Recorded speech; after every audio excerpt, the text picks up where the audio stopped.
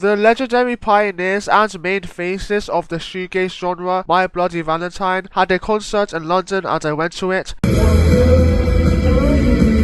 I had some trouble trying to find the entrance to the concert on the way there, but the moments when I started to see people dressed up like this, or this, I knew I was close to the entrance. I don't know whether or not My Bloody Valentine was really late or if the information on my ticket was just straight up wrong, but the performances did not begin at 7 PM, they began much later than that. I was waiting for so long that I started playing Spotify Snake. They were also playing Spray by Can through the arena speakers, which was surprising. An amazing song from one of my favorite albums of all time. One thing that I already knew, and you have to know if you're planning to go to their concert, is that it is very loud. Like, I was sitting all the way in the back of the arena and I could physically feel the vibrations that were caused by the noise. There was even a point where I thought my ears were actually ringing, but it turns out it was actually part of the performance of one of the songs where one of the instruments was ringing very loudly. There was even another brief moment where there was so much chaotic noise going on that I genuinely thought they were performing Touched, but looking at the set list now, yeah, they didn't perform Touched. The volume of it all might be a turn off, but it's not to the point where you consistently aren't able to make out what the actual song is. Unlike other people's experiences I've read online in past My Bloody Valentine concerts, I mean, if you look up the reported decibel levels of pre-2010 MBV concerts, they reportedly peaked around levels that are comparable to a jet engine. It seems like they've really toned down the noise since then, because I can confidently say the concert didn't sound that deafening, but it was still very loud. Make sure to wear earplugs. The one I went to actually gave out earplugs for free. There were still some moments within the loudness of it all that could be viewed as a flaw, which I will get into later. I want to get into the positives of the volume first. Their performance of New You sounded so crisp and clear that it sounded identical to the studio version.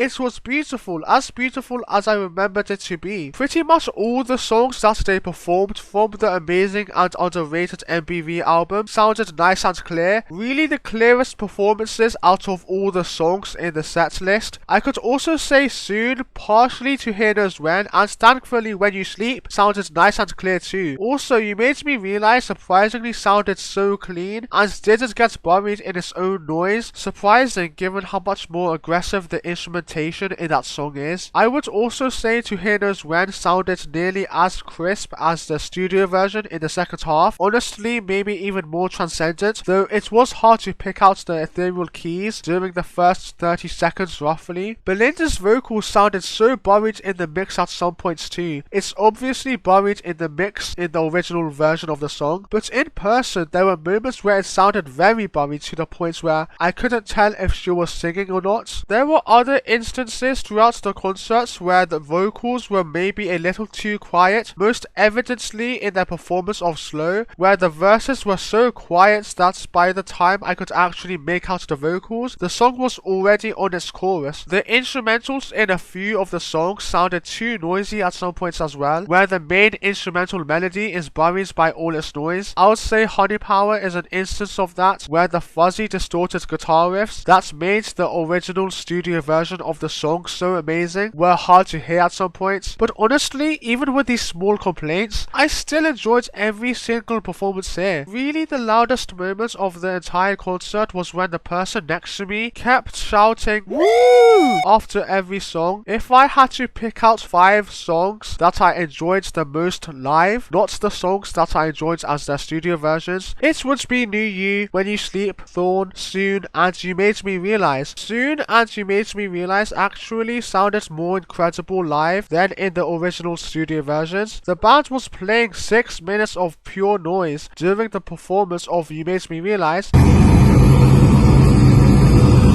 and then unexpectedly transitions back into the song in a way that sounded so smooth that it made those 6 noisy minutes honestly worth it. And Soon, while a song that I always loved from Loveless, but not one I would consider the best of the best from that album, made me appreciate the song even more in its live setting. I especially grew to love how gorgeous the beginning of the song is. It sounds even better live.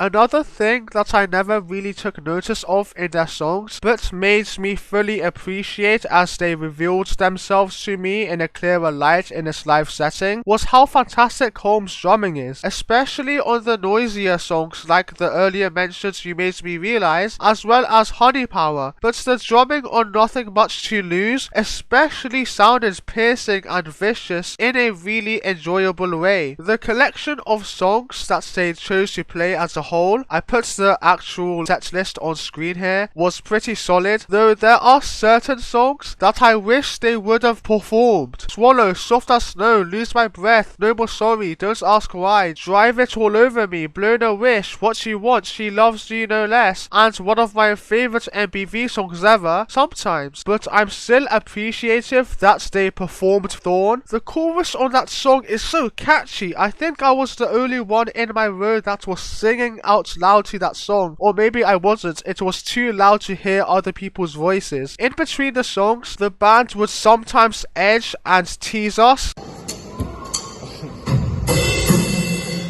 It's also not a concert that's offering anything visually that's much more extraordinary to see close up than from the far back, which makes the far back seats where I was more worth the price in my opinion. Another thing that I want to mention, Kevin and Belinda's voices still sound exactly the way they sounded back in the 90s, and yeah, their voices sounded like they hadn't aged in the 2013 MBV album, but it's been over a decade since the release of that record too, so the fact that they still sound the same after all these years in the year 2025 is astonishing. The concert kept reminding me of everything I love about My Bloody Valentine's music. It's not like I ever got tired of them, but I just hadn't been in the mood to go out of my way to listen to their music for a while, at least not until the days leading up to the show. I don't even have a specific reason for that, but after the concert, it feels like that My Bloody Valentine phase I had back in 2020/21 is starting all over again. Loveless is one of my favourite albums of all time, so hearing at least half of the track list performed live, louder and noisier than the originals, yet still carrying all the beauty that makes those songs so special, was honestly a once in a lifetime experience. And that goes for the other My Bloody Valentine songs I love so much too. Overall, would I say the £60 that I paid to see this concert